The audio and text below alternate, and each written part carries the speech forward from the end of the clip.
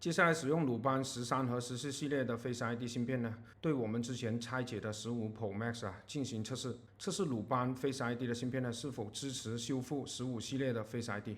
在测试前呢，我们把鲁班的工具升级到最新的系统，然后免拆机进行 Face ID 数据的备份。因为我们之前已经备份过一次了，所以平台呢不会再出现免拆机备份。如果大家以后在修复的时候，可以等鲁班15系列的 Face ID 连接的小板，再进行拆机的接板。做好以上的步骤呢，拆下面容的组件进行分解，使用烙铁在面容组件后面呢进行加热，然后撕开前上头的连接排线，再把垫片和导热的铜纸也拆下。注意看15系列的面容背面的铁罩呢有3个固定的焊点，我们先打磨铁罩下方的固定处，这里要小心不要用力过度，把底部的排线打磨到。接下来再打磨前上头的固定处，这里已经帮大家避坑了。我们打磨的时候打到了排线，所以以后打磨的时候呢，最好在上方打磨避坑。前上头排线打破的地方呢，等下我们再飞线修复。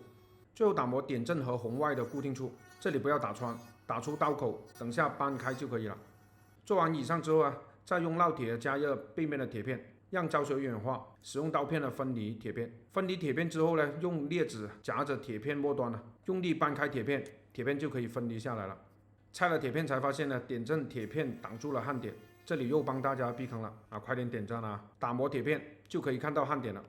给焊点上低温吸，准备分离点阵和红外的盖子，用平口刀放置点阵红外小板和盖子之间，使用烙铁给小板和焊点加热。等温度上来后呢，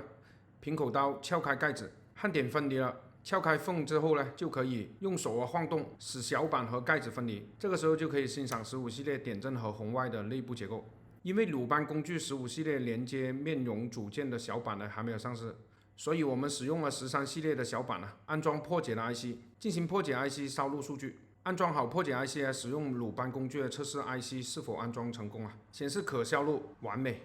接下来鲁班工具和手机连接电脑，把备份的数据写入破解 IC 里面，看到 pass 鲁班正品完美。再使用了鲁班工具测试破解 IC 是否工作正常，显示发光正常，就可以把15 Pro Max 的原装芯片把它拆下来，安装烧录好数据的破解芯片，再把打磨到前上头的排线刮开，飞线修复，把排线的表面刮开上漆，观察断线的情况最后飞了4根线。接下来就是小板和盖子对位和上胶水固定，只要拆的时候胶完美分离对位是非常简单的。对位小板和盖子是否紧贴，这个时候就可以上胶水了，上小量的胶水定位，等装机测试没有问题了，再上多一点胶水固定。接下来就是装机测试面容功能现在可以看到了，可以正常录入，打开 3D 扫描软件的成像也是非常完美的。那测试鲁班芯片可以完美支持破解15系列的 Face ID。以上就是这一期所有的内容，希望这一个视频可以帮助到以后修15系列